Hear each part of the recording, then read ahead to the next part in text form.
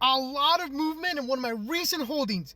Here, let me show you. And of course, I'm talking about none other than SpaceX, ticker symbol SPCX. This is what it looks like after closing today and after hours. And for comparison, this is what they look like since it went public. And so this is what the timeline for my acquisition of this stock looks like.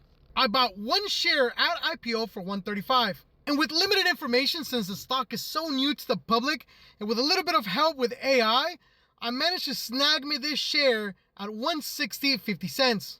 Mind you, this is after the hype when they hit about $220, $225, if I remember correctly. Now, don't take this the wrong way. I feel very sorry if anybody bought at those ranges, right? The 220, anything above 200, if you ask me, it was a little bit risky since IPOs tend to behave very unpredictable.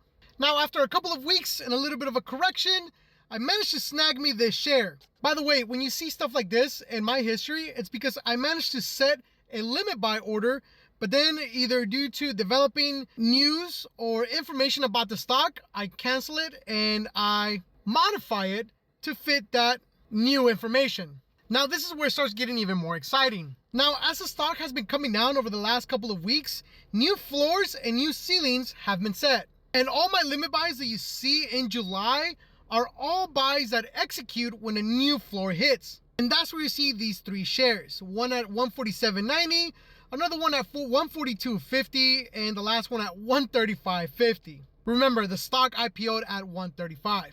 And that brings me to my current limit buy. I am calling this floor $125.50. Now, this isn't financial advice. I am not a financial advisor. You do your own due diligence.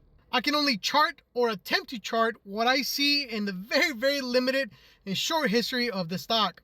And yes, I am using AI. I mean, if you aren't using any type of AI or language learning model to help you with some of these things, you're kind of behind the power curve. So as of today, I am at 6 shares for an average cost of $145.27, giving me that market value of $813.78. Today alone, I am down 0.26%. That is only $2.12.